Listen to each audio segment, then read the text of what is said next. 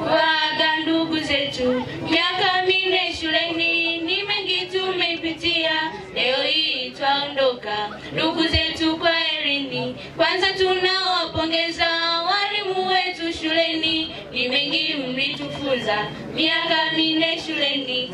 Elimu nidhamu bora, maisha kuendeleza, leo hii twaondoka ndugu zetu kwa herini. Pia tunamshukuru mkuu wetu wa shule, pia na walimu wote kwa kazi mliyofanya. Mlijitoa kwa moyo kutuelimisha vyema, leo hii twaondoka ndugu zetu kwa herini. Wadogo zetu jamani, haya tunawaatia, mshike sana elimu, pia mzingatieni nidhamu kuidumisha, taaluma kuendeleza, leo hii twaondoka ndugu zetu kwa herini. Sisi tulizingatia, ndio maana tupo hapa, mengi tumevumilia mpaka kufikia hapa. Kwanza tulianza wengi, tuliofika wachache, leo hii twaondoka ndugu zetu kwa herini. Wazazi tunashukuru kwa kuweza kutulea,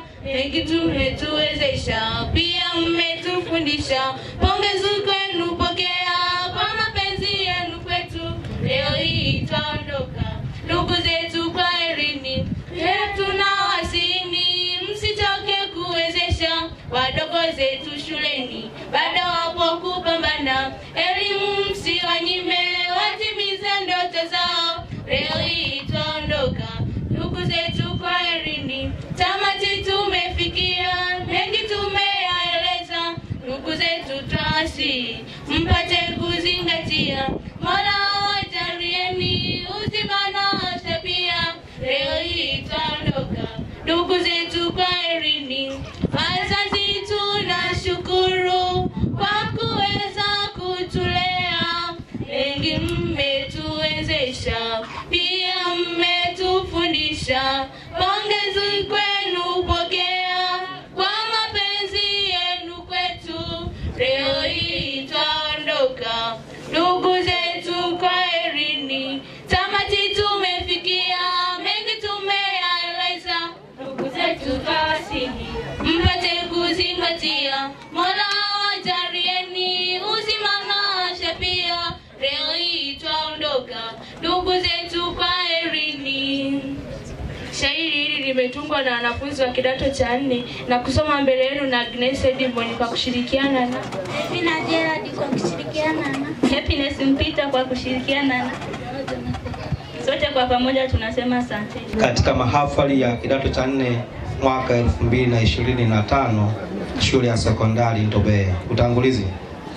Ndugu mgeni rasmi, mwenyekiti wa bodi ya shule, afisa elimu kata, mwenyekiti wa wazazi, ndugu wazazi, walimu, wanafunzi, wageni waalikwa, mabibi na mabwana, itifaki imezingatiwa na wasalimu kwa jina la Jamhuri ya Muungano wa Tanzania. Ifuatayo ni risala ya mkuu wa shule ya sekondari Ntobeye kwa mgeni rasmi. Kwa niaba ya wanajumuiya wote wa Ntobeye Sekondari, ninayo furaha kubwa kukukaribisha katika mahafali ya shule ya sekondari Ntobeye ili kujumuika nasi katika kusherehekea mahafali haya 16 ya kidato cha 4 mwaka 2025. Historia fupi ya shule. Shule ya sekondari Ntobeye ipo katika kijiji cha Runzenze, kata ya Ntobeye, tarafa ya Nyamiyaga. Shule hii ilianza tarehe 10 mwezi wa 4 mwaka 2007. Hadi sasa shule hii ina miaka 14 tangu yaanzishwe. Maendeleo ya shule. Idadi ya walimu. Shule ina jumla ya walimu 15. Kati ya hao 12 ni walimu wa kiume na walimu watatu ni walimu wa kike. Idadi ya wanafunzi. Shule ina jumla ya wanafunzi 340. Kati ya hao wavulana ni 181 na wasichana 159. Majengo yaliyopo shuleni. Tuna madarasa 18, maabara 3 za sayansi, nyumba za walimu 3 ikiwemo nyumba ya mkuu wa shule. Maji. Shule inapata huduma ya maji kutoka katika chanzo cha chemchem asili iliyopo karibu na mazingira ya kijiji chetu, eneo la Mungoma ya juu. Michezo. Michezo mbalimbali inafanyika hapa shuleni kwetu na kila mwaka tunafanikiwa kupata wanafunzi wanaotuwakilisha katika ngazi ya wilaya, mkoa na kitaifa. Mfano, katika ridhaa mwaka huu shule ilipeleka wanafunzi 15 ngazi ya wilaya, lakini kwa bahati mbaya hatukupata wawakilishi ngazi ya mkoa na taifa kwa jumla. Nidhamu. Hali ya nidhamu shuleni ni ya kuridhisha kwa upande zote mbili, kwa wanafunzi pia kwa walimu. Matatizo yaliyojitokeza yanashughulikiwa kwa wakati. Shule itaendelea kushirikiana na bodi ya shule, wazazi na viongozi mbalimbali katika kutatua matatizo ya kinidhamu pale yanapojitokeza hapa shuleni. Elimu ya kujitegemea.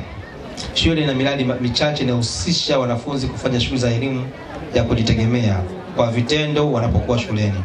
Tuna shamba la migomba nusu serikali, tunalima maharage, mahindi, kahawa na parachichi. Mafanikio. Kitaaluma. Shule inatoa taaluma kulingana na taratibu na maelekezo ya Wizara ya Elimu, Sayansi na Teknolojia. Walimu, wazazi na wanafunzi tunashirikiana vyema katika kujituma na kutekeleza wajibu wetu ili kuleta maendeleo ya shule kitaaluma.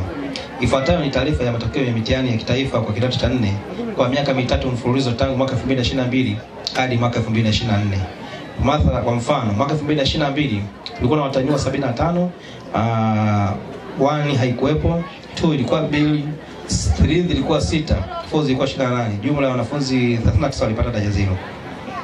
Mwaka 2023 tulikuwa na watahiniwa 70, 1 haikuwepo, 2 zilikuwa 3, 3 zilikuwa 9, division 4 zilikuwa 49 na wanafunzi walioshindwa walikuwa wanafunzi 14. Mwaka 2024 wanafunzi waliofanya mtihani walikuwa wanafunzi 67, wanafunzi wawili walipata division 2, wanafunzi division daraja la pili walipata wanafunzi 7, daraja la 3 walikuwa wanafunzi 4 na daraja la 4 walikuwa wanafunzi 37 na wanafunzi 17 walipata daraja 0. Kwa madarasa ya kidato cha kwanza hadi kidato cha 3 hali ya maendeleo ya kitaaluma inaridhisha, japokuwa mahudhurio ya wanafunzi imekuwa ni tatizo. Shule imejengwa maabara 3 kwa ajili ya masomo ya sayansi, physics, chemistry na biology. Maabara hizo zina vifaa vya kufundishia na walimu wapo pia. Changamoto. Mheshimiwa mgeni rasmi, kila penye mafanikio hapakosi changamoto. Zifuatazo ni baadhi ya changamoto zinazoikabili shule yetu, hivyo kuwa pingamizi katika maendeleo ya shule hii. 1. Ukosefu wa nyumba za walimu husababisha walimu kuishi Ngara mjini kama kilomita 12 kutoka shule ilipo. Ukosefu wa hosteli kiasi ambacho wanafunzi huishi katika mazingira ya kupanga yasiyokuwa na udhibiti wa nidhamu wala kimalezi, ambayo husababisha utoro wa rejareja, mimba na tabia zisizoridhisha. 3. Ukosefu wa chumba cha maktaba na kabati za kutunzia vitabu vya kiada na ziada. Kwa sasa vitabu vinatunzwa kwenye moja ya darasa la kusomea, ambapo si sehemu salama sana kwa utunzaji wa vitabu. 4. Ukosefu wa choo cha walimu kilichopo ni cha kudumbukiza kisichoendana na hadhi ya mwalimu. 5. Mpaka sasa bado kuna jumla ya vyumba 4 vya madarasa na maabara havina miundombinu ya nishati ya umeme, hivyo kukwamisha ufundishaji na ujifunzaji nyakati za usiku. 6. Shule haina vifaa vya kutosha vya michezo kama vile jezi za wavulana na wasichana, mipira ya mikono, mipira ya pete, mipira ya miguu pamoja na mipira ya wavu. 7. Ukosefu wa mashine ya kisasa kurudisha mitihani, fotokopia iliyopo ni ndogo, haimudu kazi kwani haigeuzi karatasi, na tuna upungufu wa mashine ndogo ya kuprinti mitihani, ambapo kwa sasa tunalazimisha kutumia print ya kuazima kutoka shule jirani. 8. ukosefu wa TV pamoja na kingamuzi chake kwa ajili ya kupata habari na kujifunza. 9. Ukosefu wa kompyuta ya mezani kwa ajili ya ofisi ya taaluma kwa ajili ya shughuli za kitaaluma. 10. Uchakavu wa nyumba za walimu.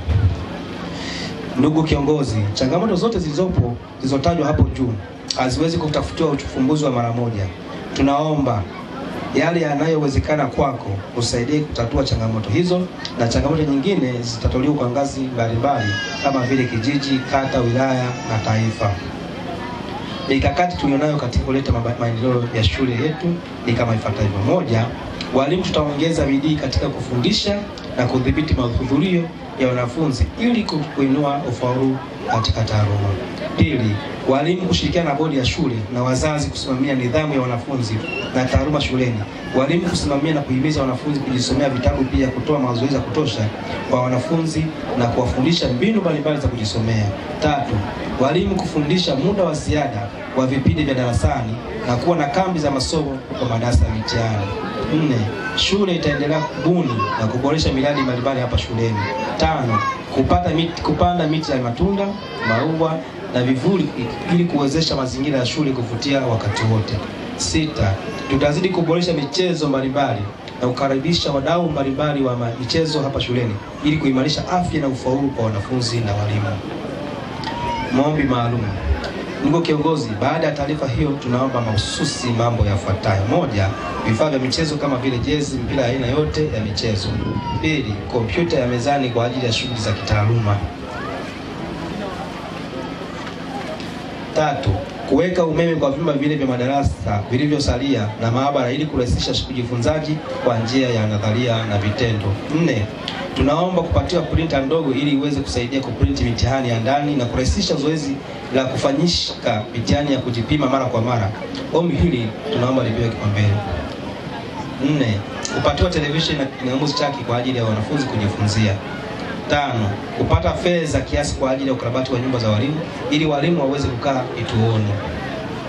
6. Fotokopi kubwa yenye uwezo wa kugeuza karatasi kwa ajili ya mitihani tuweze kuimarisha taaluma ya shule. 7. Kuendesha na kuratibu zoezi la harambee kwa ajili ya kuungana nawe katika kutatua changamoto za shule ya sekondari Ntobeye.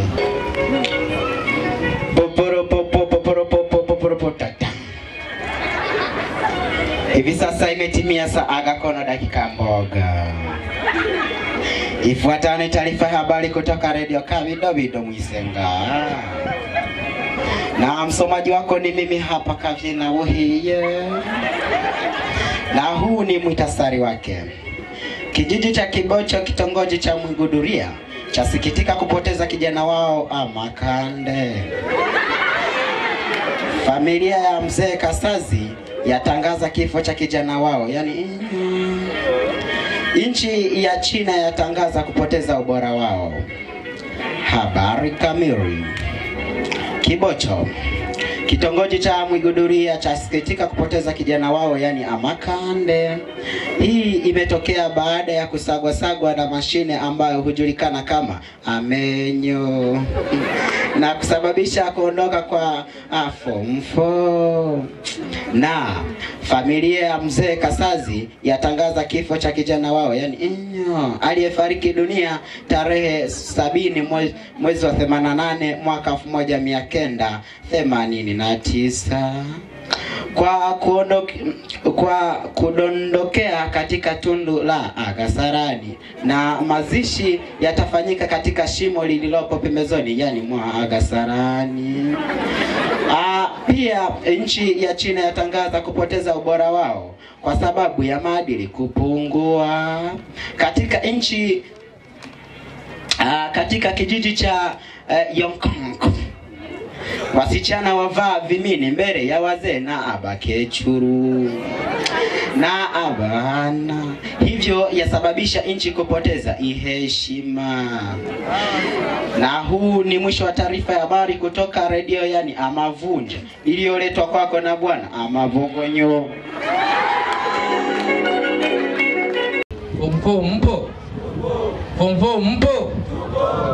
Mpo kabisa. Nachukua nafasi nishukuru cabinet iliyoko hapa mbele na nyote mliokuja katika mahafali ya kuko. Nilikuwa sijajitambulisha. Kwa majina anaitwa Baritazari Teresfori Buzatsa. Ni mzaliwa wa kijiji cha Chivu, kata ya Ntobe. Nimemalizia shule ya sekondari Ntobe mwaka 2016. Sherehe safi.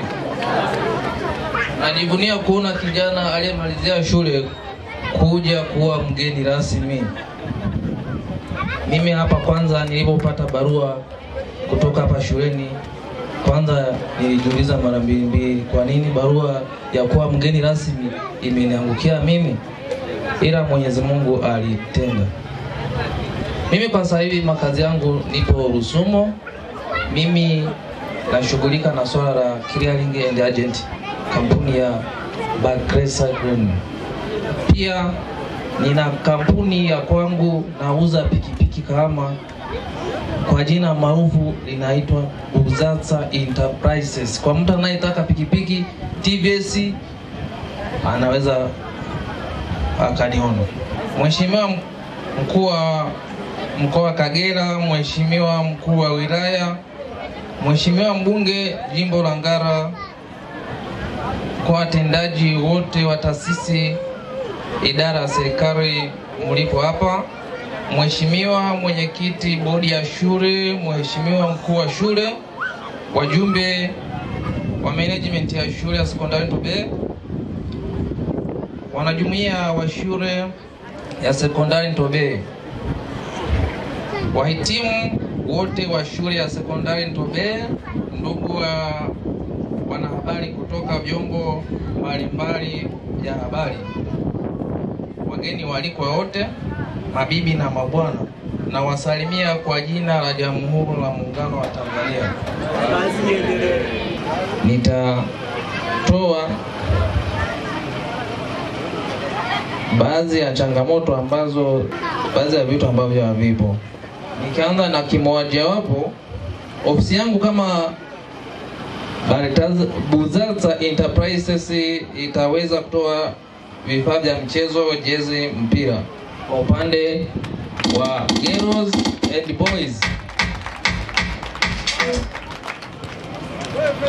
Pili, Buzatsa Enterprises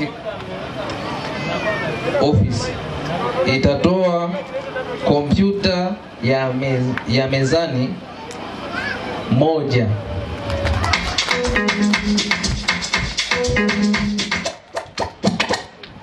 Namba 3, Buzatsa Enterprises itaweza kusogeza huduma ya umeme madarasa 3 kwa ajili ya wanafunzi kujisomea.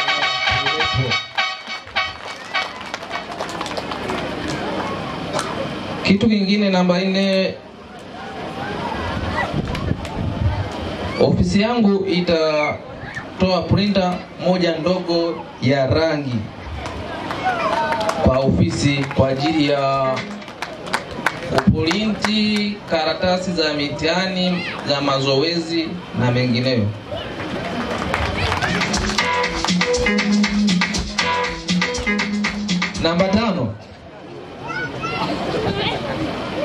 Namba 5, ofisi ya mkuu wa shule inaonekana haina hadhi ya mkuu Benedicto kukaa, mazingira yake hayako sawa. Kuna kiasi nitachangia kwa ajili ya maboresho. Hii nitaitoa hapa mbele yenu, shilingi 600 neti cash.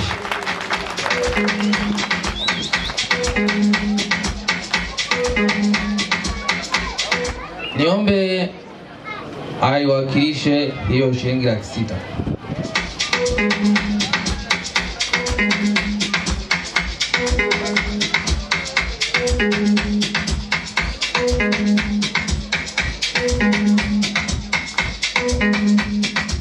Wakati tukiendelea na zoezi la kuhesabu hiyo pesa kuiwakilisha, nipende kusema kwamba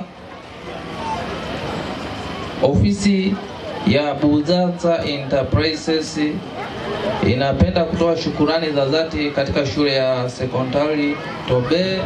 Imenilea sana, imenitoa katika ujima, imenitoa katika giza. Walimu ambao nimekaa nao wamenielekeza vitu vingi sana. Kuniona mimi hapa, mimi nilikuwa ni mtu ambaye natii. Mwalimu akisema kwamba fanya hichi nafanya, acha hichi na acha. Na huu ustaarabu wangu ndio umenifanya nifike hapa nilipo. Sijivuni, sina kitu, lakini namshukuru Mwenyezi Mungu kulingana na elimu ya form 4 niliyoitoa shule ya sekondari Tobe. Imenifunza mambo mengi. Clearing and forwarding nisingeipata bila kukanyaga Tobe. Ningekula mitaa sasa hivi, ningekuwa na amkia shambani nasumbana na wazazi wadogo zangu, naenda kulima kila siku, ni fujo hali kadhalika. Mimi kitu kingine nazidi kuambia form 4, muweke juhudi kubwa sana kujisomea, kufanya discussion, kwa sasa hivi bado mtihani haujafika.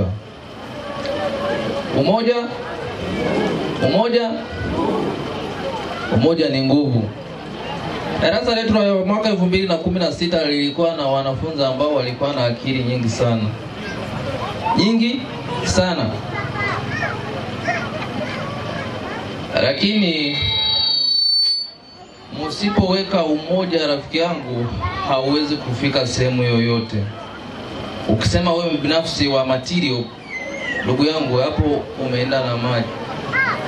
Ila kama hauko binafsi wa material, wewe unajua physics, wasaidie wenzako kuwaelekeza somewhere ambapo hawajui. Chemistry, kuna mambo mengi ya kusobu katika kipindi cha chemistry, mambo mengi sana, hata hesabu.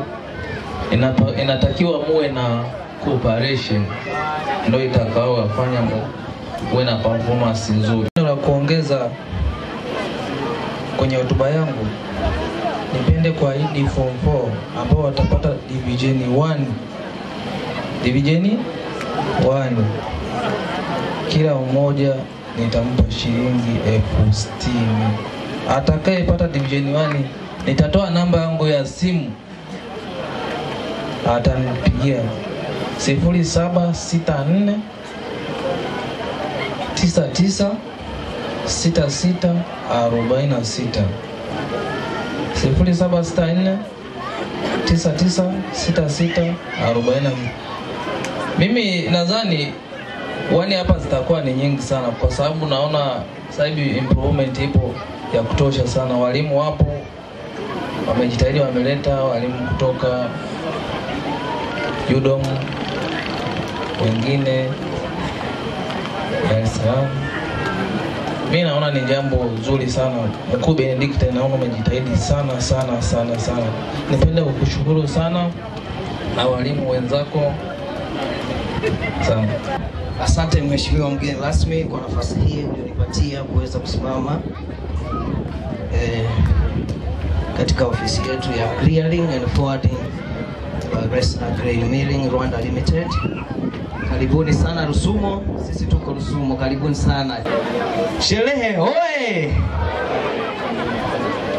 Okay, mheshimiwa mkuu wa mkoa wa Kagera, mheshimiwa mkuu wa wilaya ya Ngara, pengine nilitambua uwepo wake kwa sababu hii ni wilaya yetu, tunaipenda sana, hivyo tunawapenda hao viongozi wakubwa wawepo katika sherehe kama hizi. Ni muhimu sana wakuu na watendaji wote wa taasisi na idara za serikali mlioko hapa, lakini pia mheshimiwa mwenyekiti wa bodi ya shule, wajumbe wa bodi ya shule, mheshimiwa mkuu wa shule, wajumbe wa management ya shule ya sekondari Tobe, wanajumuiya wa shule ya sekondari Tobe, Yes.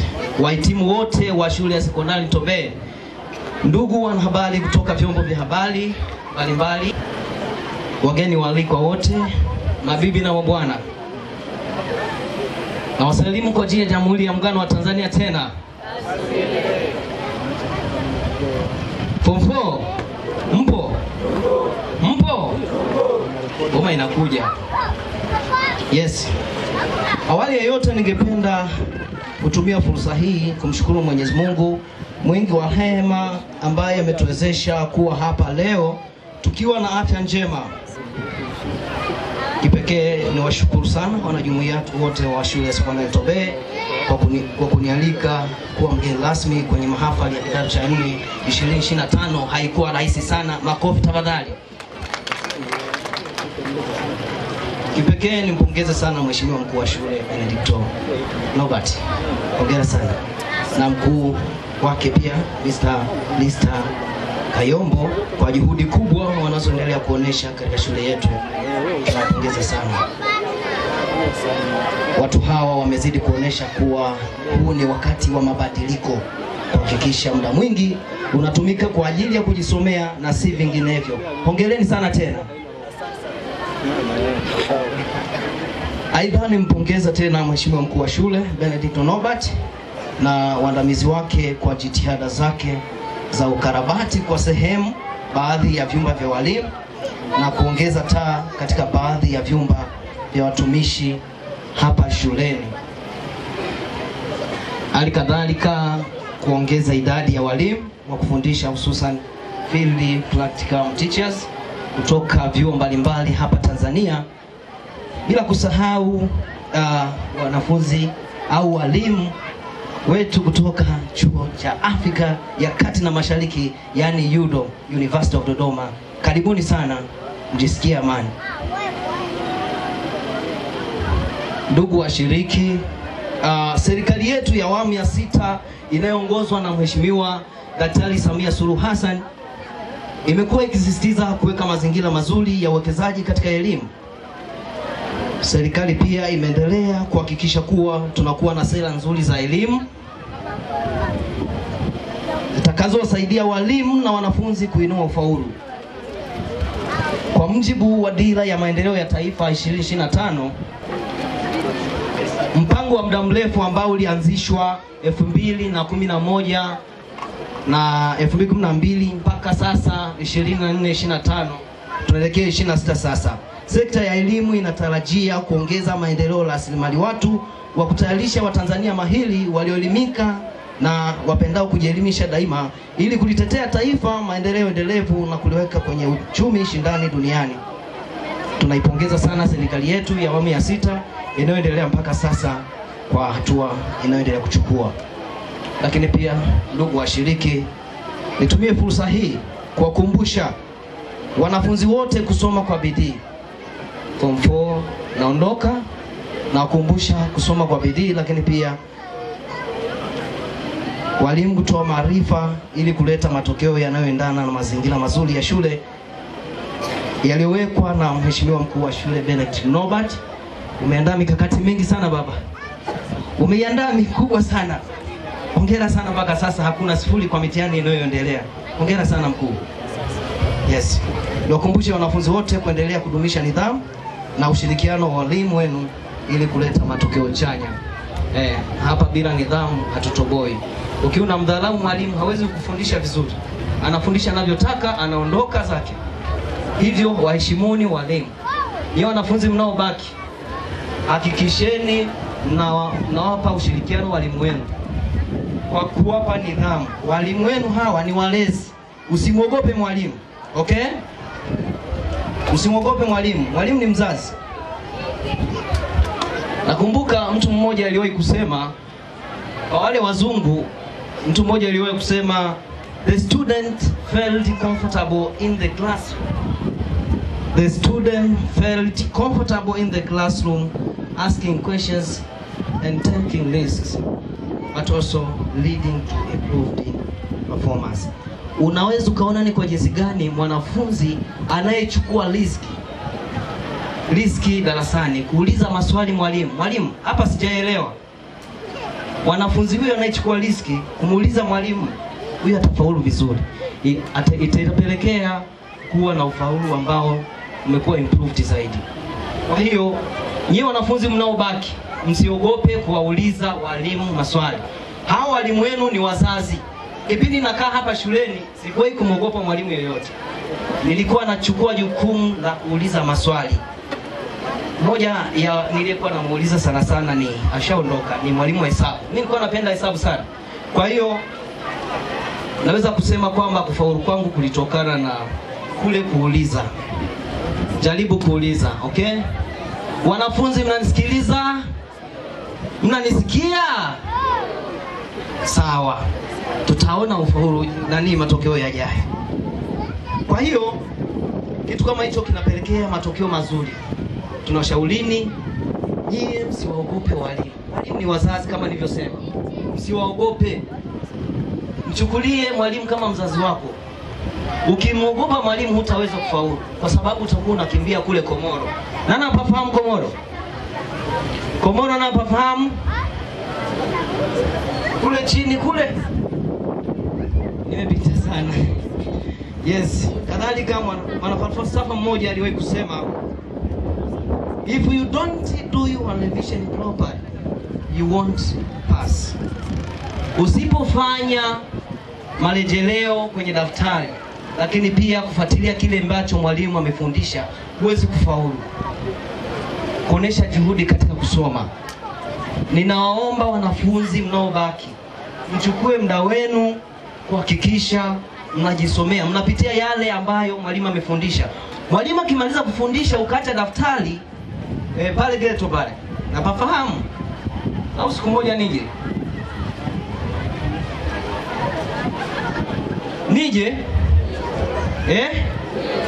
ngoja nije nimwambie mkuu wangu hapa awatembelee, ataangalia je mnaonesha juhudi ya kusoma. Sawa. Kwa kuwa na ile reading culture, utamaduni wa kujisomea unamweka vizuri mwanafunzi hali nzuri. Kwa uendelee kujisomea huku mkionesha ushirikiano. Ndugu washiriki, wazazi wote niwakumbushe wajibu wenu wa kuhakikisha kuwa mnawalea watoto wenu katika maadili ya mpendezao Mwenyezi Mungu ili kuleta matokeo chanya.